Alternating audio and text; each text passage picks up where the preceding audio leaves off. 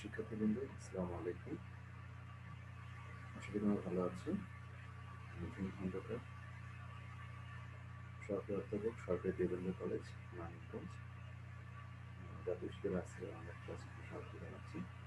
তো শিক্ষার্থীবৃন্দ, আমরা সংস্কার অর্থনীতি বিষয়টি আলোচনা করছি। ব্যবস্থা তৃতীয় বর্ষের আমরা এখানে কিছু লেকচার আলোচনা করেছি। আজকে আমরা সপ্তম লেকচার শুরু করবো। শিক্ষার্থীবৃন্দ, আজকে আলোচনা করবো সে অধ্যায়ের নাম দামের স্থিতিশীলতা নিশ্চিতকরণ। দামের স্থিতিশীলতা নিশ্চিতকরণ। তো শিক্ষার্থীবৃন্দ, আসলে আমরা মূল ক্লাসে চলে যাব। তো শিক্ষার্থীবৃন্দ, আমরা প্রথমেই জানার চেষ্টা করব যে মুদ্রাস্ফীতি কাকে বলে। তো শিক্ষার্থীবৃন্দ, আমরা প্রথমে জানার চেষ্টা করব মুদ্রাস্ফীতি কাকে বলে। সাধারণত একটি নির্দিষ্ট সময়ে দরে দ্রব্যমূল্য বা সেবা খরচের ঊর্ধ্বগতিকে মুদ্রাস্ফীতি বলে। শিক্ষার্থীবৃন্দ, আবার খেয়াল করে, সাধারণত একটি নির্দিষ্ট সময় ধরে দ্রব্যমূল্য বা সেবা কর্মের ঊর্ধ্বগতিকে মুদ্রাস্ফীতি বলে। আরেকটি হচ্ছে জানতে চেষ্টা করি, বস্তুত দামের ক্রমাগত বৃদ্ধি হল মুদ্রাস্ফীতি।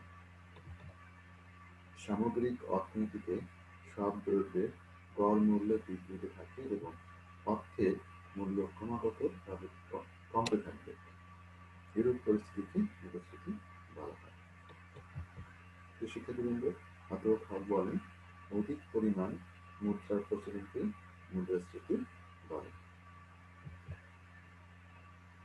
ক্রাওয়ারের মতে মুদ্রাস্ফীতি এমন এক পরিস্থিতি যখন অর্থের মূল্য ক্রমেই কমে, অর্থাৎ দ্রব্যের মূল্য ক্রমেই বাড়ে। তাহলে শিক্ষার্থীবৃন্দ, আমরা যদি মুদ্রাস্ফীতির এই সবগুলো কথাকে একটু খেয়াল করি, তাহলে আমরা মুদ্রাস্ফীতির সম্বন্ধে ক্লিয়ার একটা ধারণা পেতে পারি। একটা নির্দিষ্ট সময় ধরে দ্রব্যমূল্য বা সেবা কর্মের মূল্য কিভাবে বাড়তে থাকবে। ঊর্ধ্বগতি, দ্রব্য এবং সেবার মূল্য ঊর্ধ্বগতি লক্ষ্য করা যাবে। বস্তুত দামের ক্রমাগত বৃদ্ধি হলে মুদ্রাস্ফীতি, দাম ক্রমাগত বাড়তে থাকবে। সামগ্রিক অর্থনীতিতে সব দ্রব্যের গড় মূল্য বৃদ্ধি থাকে এবং অর্থের মূল্য ক্রমাগত কমতে থাকবে। টাকার মূল্যটা কমে যাবে, দ্রব্যের মূল্য সব দ্রব্যের ক্রমাগত কি থাকবে, বাড়তে থাকবে। আরেকটা বিষয় বলছে অধ্যাপক যে বাজারে মুদ্রার প্রচলন বেশি, অধিক মুদ্রা বাজারে টাকার বা মুদ্রা যেটাকে বলছি না কেন, এটা কি হবে, বেশি প্রচলন হবে, সেটা যে কারণেই হোক, তখন এটা কেন, তখন মুদ্রাস্ফীতি দেখা দিবে। আরেকটা বিষয় বলছে তার মতে যে মুদ্রাস্ফীতি এমন একটি পরিস্থিতি যখন অর্থের মূল্য ক্রমেই কমে, দ্রব্যের মূল্য ক্রমেই বাড়ে। তো সেক্ষেত্রে আশা করি মুদ্রাস্ফীতি হিসেবে তোমরা বুঝতে পারছো। মূলত বিষয়টা হলো যে দ্রব্য ক্রয় করতে গিয়ে আরো আগের চেয়ে বেশি অর্থ ব্যয় করতে হয়। টাকার মূল্যটা কম, দ্রব্যের মূল্য বাড়ে, আর হলো টাকার মূল্য, অর্থের মূল্য ক্রমেই কমে। একটা বিষয়, বাজারে অর্থের বেশি, মুদ্রা বেশি প্রচলন হয়, আর ক্রমাগতভাবে অর্থের মূল্য কমতে থাকে, দ্রব্যমূল্য বৃদ্ধি থাকে, আর দ্রব্য সেবা কিনে যে ঊর্ধ্বগতি লক্ষ্য করা যায়। এই যে বিষয়গুলো, এটাকে বলা হচ্ছিল মুদ্রাস্ফীতি। আশা করি শিক্ষার্থীরা বুঝতে পেরেছে। আমরা যদি পরের পয়েন্টে যাই, মুদ্রাস্ফীতি কেন হয়। তো শিক্ষার্থীবৃন্দ, আমি যদি খেয়াল করি, মুদ্রাস্ফীতির কারণ অর্থের যোগান বৃদ্ধি।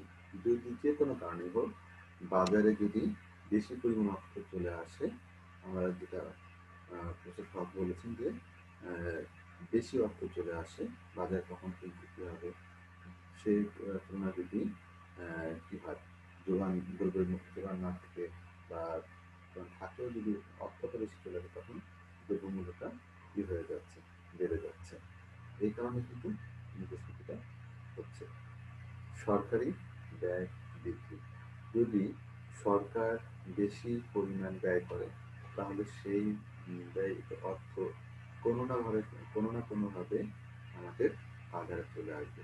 কারণ কি, বাজারে অর্থের প্রবাহটা বাড়বে। অর্থের প্রবাহ যখন বাড়বে তখন দ্রব্যমূল্য কি হবে, বেড়ে যাবে। দ্রব্যমূল্য বাড়লে সেখানে বলতেছি আমরা মুদ্রাস্ফীতি। আয় বৃদ্ধি, কৃষি ক্ষেত্রে কিন্তু আয় বৃদ্ধি পেলে আমাদের কি হবে, ক্রয় সামর্থ্য বৃদ্ধি পাবে, আমরা বেশি করে ক্রয় করতে ইচ্ছুক হবো। তখন দেখা যাচ্ছে দ্রব্য বাজারে কি পরিমাণ দ্রব্য আছে সেটা বড় বিষয় না, আমি যত টাকায় লাগুক না কেন আমি সেটা কিনতে চাই, কারণ আমার সামর্থ্য আছে। তার মানে কি হচ্ছে, এই যে আয় বৃদ্ধির কারণে যে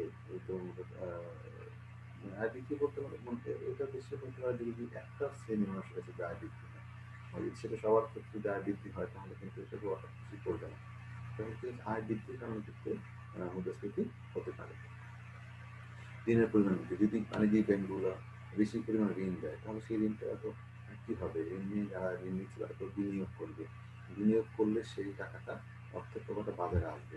বাজারে আসলে বাজারে অধিক অর্থ প্রবাহিত হবে এবং দ্রব্যমূল্যের দাম আলটিমেটলি বেড়ে যাবে। তখন দেশে দেখা দিবে কর হার হ্রাস। যদি কর হার হ্রাস করে তাহলে কি হবে, সাধারণ জনগণের কাছে টাকাটা বেশি থাকবে। বেশি থাকলে তখন সে তার ব্যয় করার সামর্থ্যটা বেড়ে যাবে। ব্যয় করার সামর্থ্য বেশি থাকবে, তখন সে বেশি মূল্যে দ্রব্যটাকে ক্রয় করতে আগ্রহী হবে। তখন দেখা যাচ্ছে যে মুদ্রাস্ফীতি লক্ষ্য করা যাবে। উৎপাদন হ্রাস, যদি উৎপাদন হ্রাস হয় তাহলে কি হবে, যে দ্রব্যটা আছে সেটা কি বাজারের যোগানটা কি হবে, কমে যাবে। কমে গেলে দ্রব্যের দামটা কি হবে, বৃদ্ধি পেতে থাকবে আর কি। তাহলে কি হবে, এটাও মুদ্রাস্ফীতির একটা কারণ। মজুরি বৃদ্ধি, যদি মজুরি বৃদ্ধি পায় মানুষের আয়টা বৃদ্ধি পাচ্ছে, বৃদ্ধি পেলে তখন দেখা যাচ্ছে বাজারে এটা একটা প্রভাব বিস্তারে বেশি অর্থ চলে আসবে। একই কথা বলতে হয় কিন্তু কথা কিন্তু তাই যে আমার পকেটে টাকা আছে, তাহলে কি করবো, আমি বেশি মূল্য হলেও কিনবো। ঠিক আছে, সবার কাছে টাকা চলে আসছে, তখন সে কম্পিটিশনে গিয়ে দেখা যাচ্ছে যে বেশি দামটাও বেড়ে যাচ্ছে। উপকরণের দাম, যদি উপকরণের দাম বেড়ে যায় তাহলে উৎপাদন খরচ বেড়ে যাবে। উৎপাদন খরচ বেড়ে গেলে তাহলে বেশি দামি পণ্যটা বিক্রি করতে হবে, আর ভোক্তারা বা ক্রেতারা বেশি দামি পণ্যটা ক্রয় করতে বাধ্য হবে। এটা কিন্তু উপকরণের দাম বৃদ্ধির একটা কারণ। প্রাকৃতিক দুর্যোগ, যদি কোনো ন্যাচারাল ডিজাস্টার দেখা যায়, বন্যা, খরা। আমরা কিছুদিন আগে দেখলাম যে হঠাৎ করে দেখলাম বন্যার কারণে কি হলো, কাঁচামরিচের দাম 200 টাকা থেকে 250 টাকা কেজি হয়ে যাচ্ছে। তাহলে কি হচ্ছে, আমার এটার ব্যয় ক্রয় করার জন্য অনেক বেশি ব্যয় করতে হচ্ছে। আমার দেখা যাচ্ছে যে আবার কাঁচা সবজির দামটা বেড়ে গেছে। কারণ কি হচ্ছে, আগের যে মাসের যে খরচ কাঁচা বাজার বা সবজি ক্রয় করতে, এই মাসে বেশি ব্যয় হচ্ছে। কিসের কারণে হচ্ছে, প্রাকৃতিক দুর্যোগের কারণে। মজুর দর চড়া কারবার, যদি আমরা দেখলাম যে গত বছর দেখেছি এটা বিশেষ করে মজুদারির কারণে বা প্রাকৃতিক কারণে দেখেছি, পেঁয়াজের মূল্যটা দেখেছি যে অস্বাভাবিকভাবে বেড়ে গিয়েছে। এর ফলে মানুষের পেঁয়াজ ক্রয় করতে অনেক বেশি অর্থ ব্যয় করতেছে, 8 থেকে 10 গুণ প্রায় অনেক ক্ষেত্রে। এই যে আহ, বেশি মূল্য দিতে হলো, এটা কিন্তু এই চোরা কারবারদের জন্য, কারণ কি আমার এখানে মুদ্রাস্ফীতি বেশি হয়েছে। মুদ্রাস্ফীতির কারণ এটা। বেতন কাঠামো উন্নতি, বেতন কাঠামো পরিবর্তন হলে মানুষের আয়, বেতন বাড়ে, তার সামর্থ্য বাড়ে, খরচের সামর্থ্য বাড়ার কারণে সেখানে দ্রব্যমূল্য ক্রয় করে। আর যদি যাদের আয় বাড়লো, বেতন বাড়লো, শুধু তাদের বাড়লেই হবে না, যারা এটা উৎপাদন তাদের জীবন মান উন্নত করতে, তখন আপনি টাকা পণ্য সেটা নির্ভর করতে চাবে। এটা একটা কারণ। পরিবহন ও যোগাযোগ, যদি পরিবহন যদি খরচ যদি বেশি হয়, যোগাযোগ যদি খুব দুর্গম হয়, তখন দেখা যাবে দ্রব্যটার যে উৎপাদন খরচের সাথে এর সাথে যে পরিবহন খরচের ব্যবহারের কারণে বেশি দাম খরচে বিক্রি করতে বাধ্য হবে। তখন মুদ্রাস্ফীতি দেখা দেবে। আমদানি হ্রাস, যদি আমদানি হ্রাস হয় তাহলে স্থানীয় যোগান দিয়ে চাহিদা মেটাতে হবে, স্থানীয় উৎপাদনের চাহিদা মেটাতে হবে। তখন এই পণ্যের দামটা কি হয়ে যাবে, বেড়ে যাবে। যার সামর্থ্য আছে সে শুধু বেশি দামে ক্রয় করতে পারবে, বিষয়টা এরকম। তাহলে মানে কি হচ্ছে, যদি আমদানি হ্রাস হয় তাহলে কিন্তু দ্রব্যমূল্যের দাম বাড়তে পারে, তার মুদ্রাস্ফীতি হতে পারে। মাঝে মাঝে এই বিষয়টা দেখি, আদা রসুনের ক্ষেত্রে দেখি আমদানি নির্ভর, যখন আমদানি কমে যায় তখন এটার মূল্যটা হঠাৎ করে দ্বিগুণ তিনগুণ হয়ে যায়। এটা মুদ্রাস্ফীতির একটা কারণ। তো সেক্ষেত্রে কিন্তু আন্তর্জাতিক বাণিজ্য উদ্বৃত্ত যদি উদ্বৃত্ত থাকে তাহলে কিন্তু কি হচ্ছে এই মুদ্রাস্ফীতি দেখা দেয়। সামাজিক বিশৃঙ্খলা, সোশ্যাল বিভিন্ন সমস্যা যেগুলো আছে এগুলোর কারণে হঠাৎ করে কৃত্রিম সংকটের কারণেও বিভিন্ন সময় এই দ্রব্যমূল্য দাম বাড়ে, মুদ্রাস্ফীতি দেখা দেয়। তো সেক্ষেত্রে কিন্তু এসব কারণে কিন্তু আমরা যে মুদ্রাস্ফীতি হয়ে থাকে আমরা এটা বলতে পারি। আচ্ছা, আমরা পরের ধাপে চলে যাই।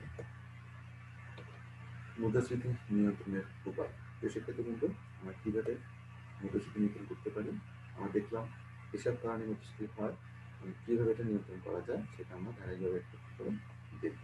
তো সেক্ষেত্রে কিন্তু আমরা এসব বিষয়ে আমরা হয়তো ইন্টারনেটে দেখেছি, আমরা জেনেছি, তারপরে আমরা একটা বিস্তারিত আলোচনা করতে চাই। তো সেক্ষেত্রে কিন্তু যদি দেখি আমরা যে মুদ্রাস্ফীতি নিয়ন্ত্রণের আর্থিক নীতি, ব্যাংক হার বৃদ্ধি। ব্যাংক হারটা কি? কেন্দ্রীয় ব্যাংক যে সুদে বা যে সুদের হারে বা যে হারে বাণিজ্যিক ব্যাংকগুলো কি দিয়ে থাকে, ঋণ দিয়ে থাকে। যদি সুদের হার বৃদ্ধি করে তাহলে ব্যাংক হার যদি বাড়িয়ে দেয় তাহলে বাণিজ্যিক ব্যাংকগুলো কিন্তু বেশি সুদে ঋণ দিতে বাধ্য হবে। যখন বেশি সুদে ঋণ দিতে বাধ্য হবে তখন কিন্তু ঋণ গ্রহণের পরিমাণ, কারণ যারা ঋণ নিয়ে থাকবে ব্যবসায়ীরা, ব্যবসা করে উদ্যোক্তারা, তারা কিন্তু যেহেতু সুদের হার বেশি, ব্যাংক হার বেশি বিধায় সুদের হার বেশি, সুদের হার বেশি বিধায় ঋণের পরিমাণ কম, ঋণের পরিমাণ কম বিধায় বিনিয়োগ কম হয়, বাজার অর্থ এটা প্রচলনটা একটু কমে আসবে। এইভাবে কিন্তু মুদ্রাস্ফীতি নিয়ন্ত্রণ করা যায়। সনাতন হার বৃদ্ধি।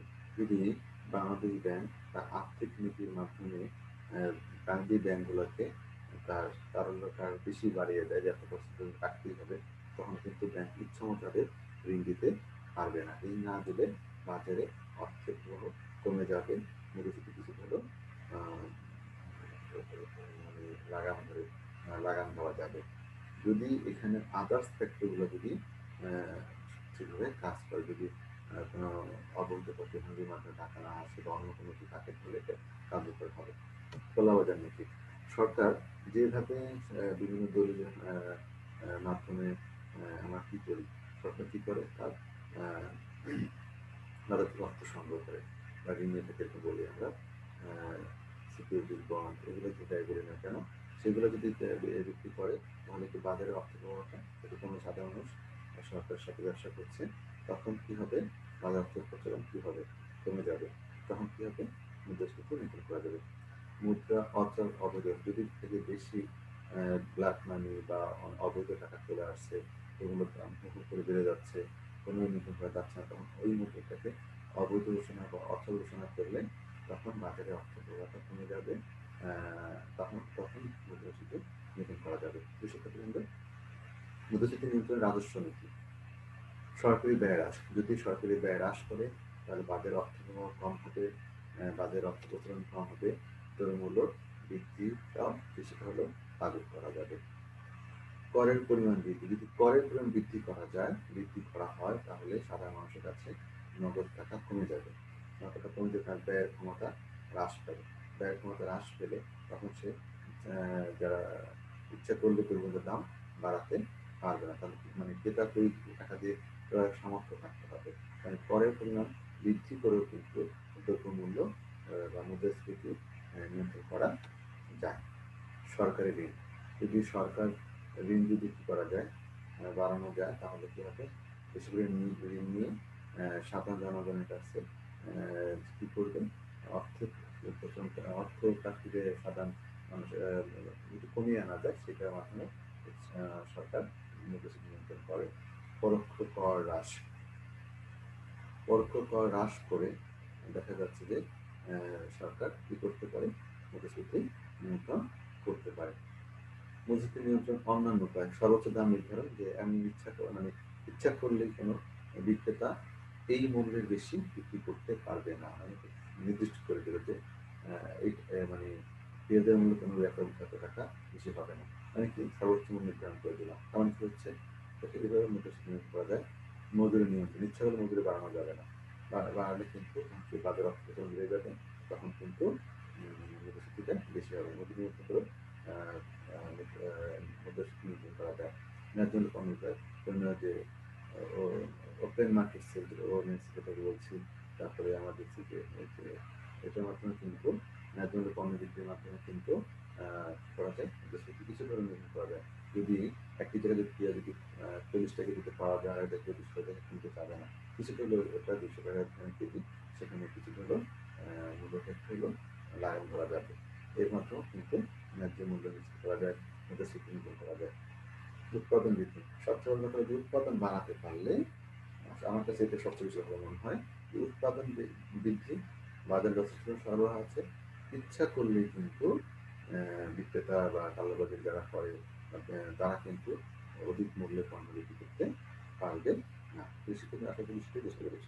আমরা আমদানি বৃদ্ধি, বাজার চাহিদা কম আছে, আমরা আমদানি বেশি করলাম, বাজার পর্যাপ্ত চাহিদা সরবরাহ নিশ্চিত করলাম।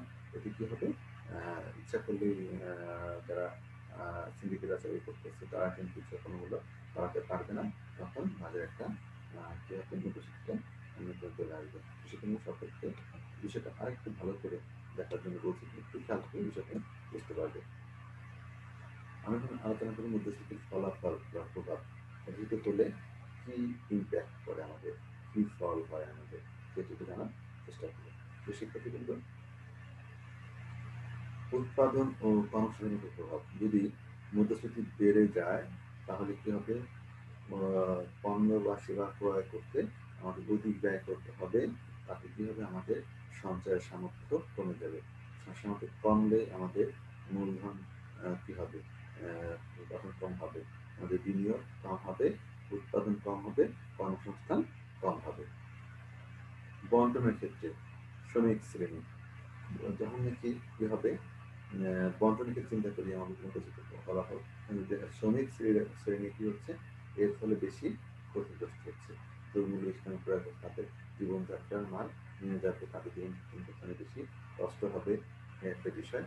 কৃষক শ্রেণী, ইচ্ছা করলেই তাদের দ্রব্যের দাম বৃদ্ধি করতে পারে না, প্রান্তিক পথে কৃষকরা কি হবে, বেশি ক্ষতিগ্রস্ত হবে। কিন্তু সামর্থ্যবান কৃষক কিন্তু তারা এই কাজটা তারা নিয়ন্ত্রণ করে, তারা ঠিকই ন্যায্য মূল্য বা অধিক মুনাফা করবে। নিয়োগকারী, কি করবে, যদি দেখা যায় যে সে দেখা দিচ্ছে, তখন কি করবে, সে সুদের টাকা এনেছে, তার কিন্তু এখানে সুবিধা হবে এটা প্রদান করার ক্ষেত্রে। করদাতা, কি হবে, যদি সে ঋণ দিয়ে করে থাকে, যদি মুদ্রাস্ফীতি বেশি হয় তাহলে কি হবে, তার জন্য এটা সহায়ক হবে। উৎপাদক শ্রেণী, যদি মুদ্রাস্ফীতি হয় দেখা দেয়, তাহলে কি করবে, দেখা যাচ্ছে যে সে তার পণ্যের ন্যায্য মূল্য পাওয়ার জন্য সচেষ্ট হবে এবং সে লাভবান হবে। ঋণদাতা ও ঋণ গ্রহীতা, এখানে উপকৃত হবে, ঋণদাতা ক্ষতিগ্রস্ত হবে। ব্যাংক এখানে কারণে তাদের অর্থ ক্ষতিপূরণ কমে যাবে, ঋণ গ্রহীতা তার জন্য এটা সুবিধাজনক হবে। আন্তর্জাতিক বাণিজ্যের ক্ষেত্রে প্রভাব, যদি মুদ্রাস্ফীতি বেড়ে যায় তাহলে দেখা যাচ্ছে যে ইম্পোর্ট বাড়বে, বাড়ার কারণে আন্তর্জাতিক বাণিজ্যের ক্ষেত্রে নেতিবাচক ইতিবাচক বলে না কেন প্রভাব পড়বে। সামাজিক প্রভাব, মুদ্রাস্ফীতির ফলে দীর্ঘমেয়াদী সামাজিক জীবনে সমস্যা সৃষ্টি হতে পারে। তাহলে আমরা দেখলাম যে মুদ্রাস্ফীতির ফলে এই ধরনের প্রভাব আমাদের হতে পারে। তো শিক্ষার্থীবৃন্দ, আমরা যদি পরের পয়েন্টটি আলোচনা করি, মুদ্রাস্ফীতির পরিমাণ, ভোক্তার মূল্য সূচক, কনজিউমার প্রাইস ইন্ডেক্স। আমি দেখি যে কিভাবে এটা বের করবো। বর্তমানে যে চাল, ডাল, লবণ কত কেজি কিনলাম, প্রতি কেজি কত মূল্য হলো, টোটাল কত বাড়লো বর্তমানে। আর ভিত্তি, এর আগে যেটা চিন্তা করি, ভিত্তি বছরে চিন্তা করলাম যে চালের দাম কত ছিল, ডালের দাম কত ছিল, তেলের দাম কত ছিল, টোটালটার প্রাইস কত রকম বাড়লো। ঠিক আছে, তাহলে এইভাবে দুইটার পার্থক্যটা বের করে আমরা কিন্তু সহজেই ভোক্তার মূল্য সূচক বা কনজিউমার প্রাইস ইন্ডেক্সের মাধ্যমে মুদ্রাস্ফীতির পরিমাণ বের করতে পারি। উৎপাদকের মূল্য সূচক, উৎপাদকের বলছি যে প্রডিউসার প্রাইস ইন্ডেক্স।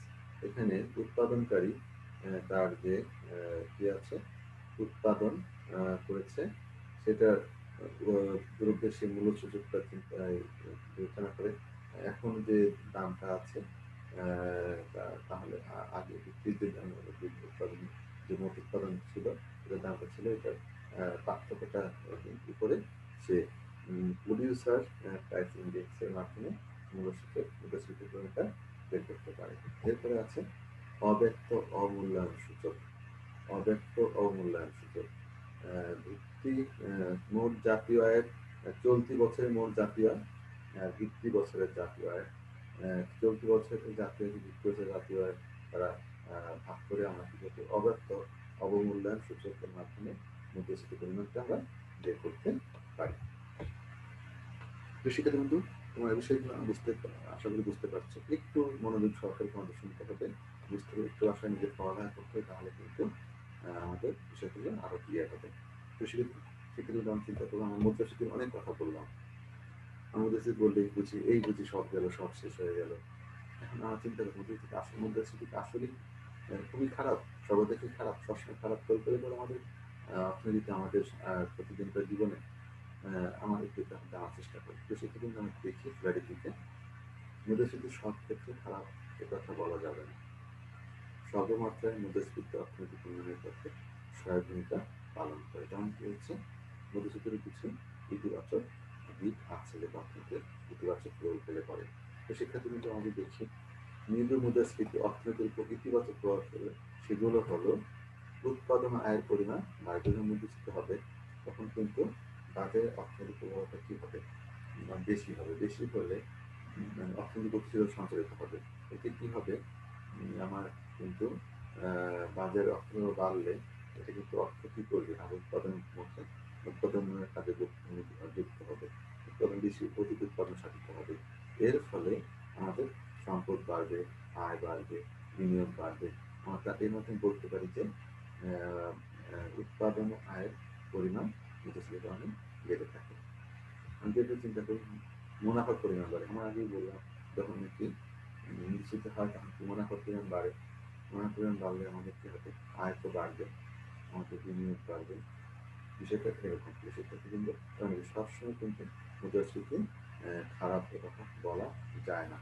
আমরা যদি চিন্তা করি অর্থনৈতিক প্রবৃদ্ধি হয়, হ্যাঁ এটা বড় কথা, অর্থনৈতিক একটা প্রবৃদ্ধি হয় যে মুদ্রাস্ফীতি হয়েছে ভালো কথা, আমার দ্রব্যমূল্য সেবা করার ক্ষেত্রে অধিক ব্যয় হচ্ছে, টাকার মূল্য কমে যাচ্ছে, দ্রব্যমূল্য বেড়ে যাচ্ছে, ঠিক আছে বিষয়টা, কিন্তু আমার কিন্তু আমার সেবা বা পণ্য ক্রয় করতে হবে, কিন্তু অধিক ব্যয় করলে কিন্তু সেটা আমাদের বাজারে টাকাটা প্রবেশ করলো, এতে করে কি হবে, অর্থনৈতিক আকারটা বড় হবে। আকারটা বড় হওয়ার কারণে এখন আমাদের কিন্তু ভোগ বিনিয়োগ বাড়বে, কনসাম্পশন সৃষ্টি হবে, অর্থনৈতিক প্রবৃদ্ধি সাধিত হবে।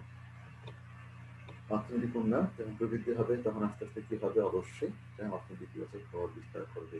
কারণ কি হচ্ছে, অর্থনৈতিক উন্নয়ন হচ্ছে। প্রাকৃতিক সম্পদ সৃষ্টি, যদি প্রাকৃতিক সম্পদ সৃষ্টি ব্যবহার করতে চাই, আর্থিক সামর্থ্য বাড়াতে হবে, সম্পদ সৃষ্টি নিশ্চিত করতে হবে। এটা করতে হলে অবশ্যই দেখা যাচ্ছে যে কিছুটা হলেও মুদ্রাস্ফীতির একটা পজিটিভ দিক আছে। মূলধনের প্রান্তিক দক্ষতা বাড়ে। যখন মুদ্রাস্ফীতি হবে দেখা যাচ্ছে যে মূলধনের যে প্রান্তিক দক্ষতা কিভাবে বৃদ্ধি পাবে, এটা আপনাদের জন্য একটা ইতিবাচক। শিক্ষার্থী কিন্তু আমি চিন্তা করি পরের পয়েন্টটা, এর নেতিবাচক প্রভাবটা কি আছে। ইতিবাচক কি বললাম, নেতিবাচক হলো যে ক্রয় ক্ষমতা হ্রাস, ক্রয় ক্ষমতা হ্রাস বিশেষ করে নিম্নবিত্তের জন্য এটা কঠিন হয়ে যায়, কারণ তাদের আয় সহজে বাড়ে না, তার ইচ্ছা করলেই তার আয় বাড়ে না, তাদের খেয়ে তৈরি থাকতে হয়, কিন্তু ক্রয় ক্ষমতা হ্রাস করে, এতে সাধারণ মানুষের বেশি সমস্যা হয়। পণ্য সেবা চাহিদা হ্রাস পায়। যখন নাকি মুদ্রাস্ফীতি হবে তখন দেখা যাচ্ছে মানুষের সামর্থ্য থাকবে না, তখন আপনি বেশি করবে পণ্য সেবা চাহিদা হ্রাস পায়। আমার পকেট টাকা নেই, আমি ট্যুরে যাব না, আমি ভ্রমণে বের হব না, আমি পেঁয়াজ প্রতি মাসে যে দাম বেড়ে গেছে, আমি প্রতি মাসে খাই 5 কেজি, মাসে খাবো 2 কেজি, তখন কি হচ্ছে, চাহিদা হ্রাস পাবে। আমি যে আমার যে আমি মাঝে মাঝে বিনোদনের জন্য যেতাম, সেটা এখন কি করবো, আর সেভাবে অংশগ্রহণ বিনোদনের জন্য অর্থ ব্যয় করবো না, মানে এই সমস্যাটা দেখা যায়। কালোবাজারি বৃদ্ধি, কিন্তু শুধু এটা হঠাৎ করে অর্থ উপায়ের একটা পথ সৃষ্টি হয়, মানে এর ফলে একটা কালোবাজারি একটা হওয়ার সম্ভাবনা সৃষ্টি হয়। মুদ্রাস্ফীতির ভালো দিকও আছে, খারাপ দিক তো অবশ্যই এখানে বেশি দিক রয়েছে, কিন্তু ভালো দিক কিন্তু আছে শিক্ষার্থী কিন্তু। তাহলে আমরা শুধু খারাপ দিক ভালো দিক মশাদিকটা একটু জানার চেষ্টা করলাম। তো শিক্ষার্থী কিন্তু আমরা আলোচনা করব স্ট্যাগফ্লেশন। এটা হলো যে যে অর্থনৈতিক মন্দ অবস্থা, স্ট্যাগ মানে এক জায়গায় স্থির, ফ্লেশন অর্থনৈতিক প্রভাব মানে প্রভাবটা এক জায়গায় স্থির, সেই জায়গাটা থেকে আসছে স্ট্যাগফ্লেশন।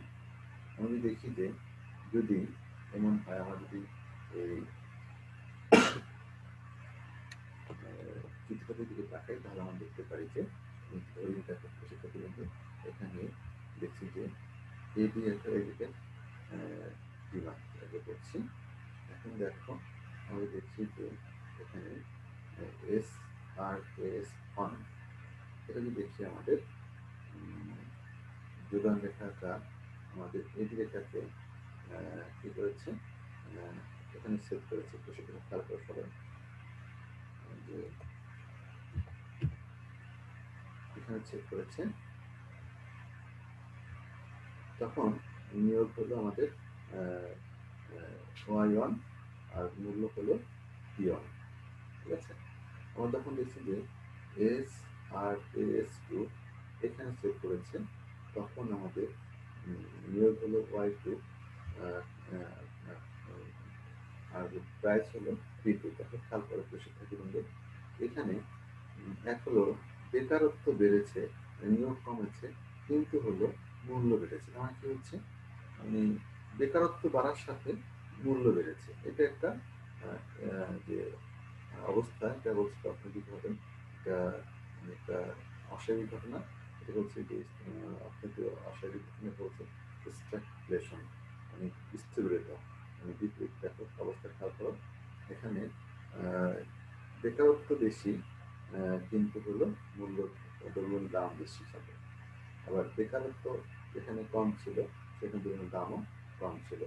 অর্থনৈতিক এই অবস্থা বলছে স্ট্যাগফ্লেশন। খেয়াল করো, বেকারত্ব বেশি, নিয়োগ কম, কিন্তু দ্রব্যমূল্যের দাম বেশি, যেটাকে বলছি আমরা কৃষি কৃষি। খেয়াল করো আবার চিন্তা করে দেখো যে এখানে ছিল এটা, নিয়ে যেটা ছিল দাম ছিল কি, যখন কি হয়েছে এখানে আসছে গ্রহণের ক্ষেত্রে, তখন দেখো আমাদের কি হচ্ছে, দ্রব্যমূল্যের দাম বৃদ্ধি পেয়েছে, যেটা কর্মসংস্থান কি হচ্ছে হ্রাস পেয়েছে, দ্রব্যমূল্যটা কি হয়েছে বৃদ্ধি পেয়েছে। এই যে অবস্থাটি হচ্ছে স্ট্যাগফ্লেশন। আশা করি সেক্ষেত্রে কিন্তু তোমরা সেটি বুঝতে পেরেছ। আমরা এখন আলোচনা করব ফিলিপ রেখা। ফিলিপ রেখা কি, অথবা বেকারত্ব ও মুদ্রাস্ফীতির সহাবস্থান। শিক্ষার্থীবৃন্দ,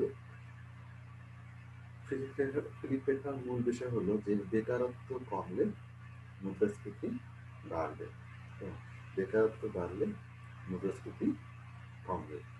এই শিক্ষার্থী বিষয়টা চিন্তা করতে আবার বেকারত্ব কমলে মুদ্রাস্ফীতি, বেকারত্ব কমলে মুদ্রাস্ফীতি বাড়বে, বেকারত্ব বাড়লে মুদ্রাস্ফীতি কমবে। বিষয়গুলো দেখেন যে আমি বেকার কম, কারণ কি কর্মসংস্থান সুযোগ আছে, অর্থ আয়ের পথ আছে, তার কি হবে, তাদের টাকা আছে, দ্রব্যমূল্যের দাম বাড়বে, তাদের অর্থ বেশি হবে। যেখানে বেকারত্ব বেড়ে গেছে, বেশি বেকার, তখন কি হবে, বাজারে তাদের মানুষের যে টাকা কম, অর্থ প্রবাহ কম, মুদ্রাস্ফীতি কি হবে, আপনি কমে যাবে। তো সেক্ষেত্রে আমাদের বিষয়টা চিন্তা করলে দেখো সবাই এই ফিলিপস কার্ভের মাধ্যমে দেখি। দেখো এই শিক্ষার্থী কিন্তু যে আমাদের চিন্তা করি যে ফিলিপস কার্ভ যদি আমরা চিন্তা করি, তাহলে দেখবো যে আমাদের বিষয়টা বেকারত্ব কমার সাথে মুদ্রাস্ফীতি বাড়ার সম্পর্কটা কীরকম, আর বেকারত্ব বাড়ার সাথে মুদ্রাস্ফীতি কমার যে সম্পর্ক, সেটা আমরা এই চিত্রে দেখতে পাবো। তো সেক্ষেত্রে কিন্তু আমরা একটু পরবর্তী স্লাইডে চলে যাই, তাহলে বিষয়টা আরো ক্লিয়ার হবে। এখানে দেখো যে আনএমপ্লয়মেন্ট রেট আর ইনফ্লেশন রেট, মুদ্রাস্ফীতি। যখন দেখলাম যে এখানে মুদ্রাস্ফীতি দেখো যেখানে দেখলাম যে এই বিন্দুতে যদি দেখি খেয়াল করেন বেকারত্বের হার হলো বেশি, 5 যদি ধরি মধ্যস্থিতি তখন কত 2, আর যখন যদি বেকারত্ব দেখলাম 3, তখন বি বিন্দুতে ইনফ্লেশন কত 6। কারণ কি হচ্ছে বেকারত্বের হার যখন বেশি তখন মূল্যস্ফীতি কম, বেকারত্বের হার যখন কম তখন কি হচ্ছে মূল্যস্ফীতি তখন বেশি। তখন কি হচ্ছে সেটি আমরা তোমরা বুঝতে পেরেছি। তারপর তোমার কি বলছে, the Phillips curve relates the rate of inflation with the rate of unemployment. The Phillips curve argues that unemployment and inflation are inversely related. As levels of unemployment decrease, inflation increase. Unemployment decrease মানে যদি বেকারত্ব যদি কি হয় কমে যায় তাহলে inflation increase মানে কি মুদ্রাস্ফীতি বাড়বে, বেকারত্ব কমবে মুদ্রাস্ফীতি বাড়বে।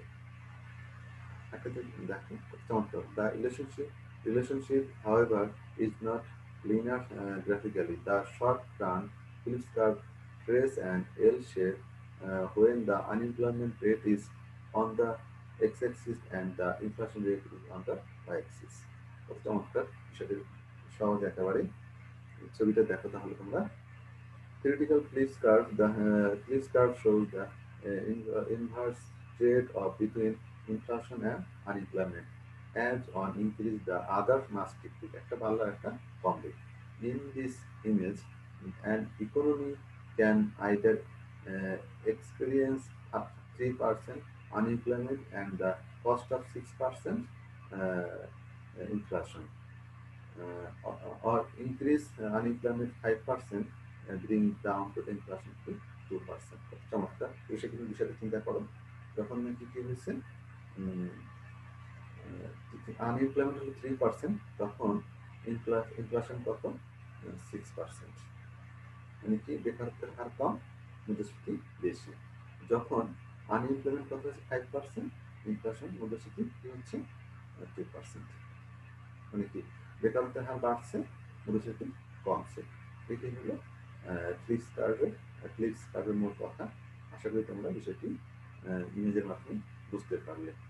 তো শিক্ষার্থীবৃন্দ, আমরা তাহলে যদি আজকের আলোচনাটা একটু ভালো রিক্যাপ করি তাহলে আমরা আজকে আসলে কি জানলাম সেটা একটু দেখি।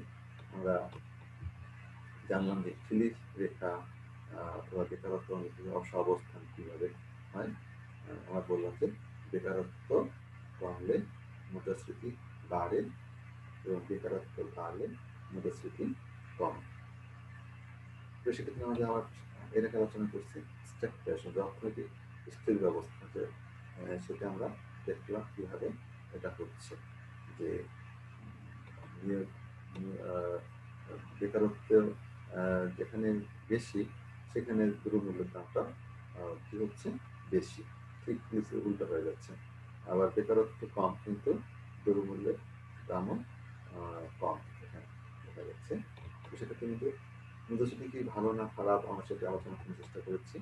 আমরা প্রথম যদি একটু আসি তাহলে আমরা আজকের ক্লাসে আমরা টিফিন চ্যানেল আউটপুট থেকে আসি, তোমাদের বুঝতে সুবিধা হবে। আমরা কোন কোন বিষয়গুলো আজকে আলোচনা করলাম। মুদ্রাস্ফীতি কাকে বলে একটু জানার চেষ্টা করেছি।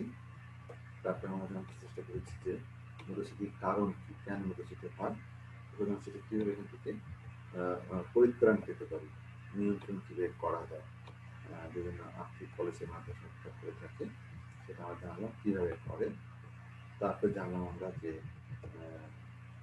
মুদ্রাস্ফীতি নিয়ন্ত্রণ রাজস্ব নীতি কি, অন্যান্য কি উপায় আছে, আর্থিক নীতি, রাজস্ব নীতি, অন্যান্য উপায়, সেগুলো এখন আলোচনা করলাম। তো সেক্ষেত্রে তোমরা একটু খেয়াল করলে খুব সহজে এগুলো তোমরা বুঝতে এবং করতে ভালোভাবে উত্তর করতে পারবে। মুদ্রাস্ফীতির ফলাফল, মুদ্রাস্ফীতি হলে কি কি ইম্প্যাক্ট করে সেটা আমরা একটু জানলাম। কোন শ্রেণীর মানুষ মানে কোন কে কি অবস্থা, ব্যবসায়ীরা কেমন, ব্যাংকাররা কেমন আছে, যে ঋণ গ্রহীতারা কি অবস্থায় পড়ে, শ্রমিকের কি অবস্থা, কৃষিদের কি অবস্থা মুদ্রাস্ফীতির ফলে সেটা আমরা একটু আলোচনা করার চেষ্টা করেছি। তারপর চেষ্টা করছি যে শিক্ষার্থীদেরকে মূল্যস্ফীতির পরিমাণ কিভাবে করা যায়, সেটা বক্তার ক্ষেত্রে, প্রকাশের ক্ষেত্রে, অব্যক্ত মূল্যায়নের সূচক কিভাবে করা যায় সেটা আমরা চেষ্টা করেছি জানতে। প্রথমে একটু ডিটেলস বইতে দেখবে, তাহলে চারটার মতো পুরো বিষয়টা আরও বিস্তারিত আলোচনা সেখানে আছে। মূল্যস্ফীতি কি সর্বদাই খারাপ? আমরা দেখলাম যে না, মুদ্রাস্ফীতি অবশ্যই খারাপ না, যদি ভালো দিকও আছে, খারাপ দিক অবশ্যই আছে, ভালো দিকও আছে, এটা জানার চেষ্টা করেছি। শিক্ষার্থীবৃন্দ, মৃদু মুদ্রাস্ফীতি অর্থনীতির উপর ইতিবাচক প্রভাব ফেলে সেগুলো আমরা জানলাম, কীভাবে ফেলে সেটা জানলাম। তারপরে আলোচনা করার চেষ্টা করলাম আমাদের যে আমরা কীভাবে স্ট্রাকচারেশন বিষয়টা কী সেটা জানার চেষ্টা করলাম, যে সে বিষয়টা আসলে মূল বিষয়টা কী। এখানে নিয়ম বিকল্পের সাথে মুদ্রাস্ফীতির যে সম্পর্কটা দেখা যাচ্ছে সেটাকে আমরা স্পেকুলেশনটা বলছি। ফ্লিপ রেখাটা কি, ফ্লিপ রেখার সাথে বেকার পুনরুক্তি সহাবস্থান, সেটা আমরা আলোচনা করার চেষ্টা করলাম। প্রিয় শিক্ষার্থীবৃন্দ, আশা করি তোমরা আস্তে আস্তে কিছুটা হলেও এগুলো হবে, একটু ভালোভাবে একটু পড়ালেখা করবে, অবশ্যই নিরাপদে থাকবে, যাদের বাসায় থাকবে পড়ালেখা করবে, এই আহ্বান জানাচ্ছি তোমাদের প্রতি। তোমরা সকলে ভালো থাকবে, এই আশাবাদ ব্যক্ত করে আমি তোমাদের আজকের ক্লাসে সমাপ্ত করছি। তো শিক্ষার্থীবৃন্দ, সকলকে ধন্যবাদ।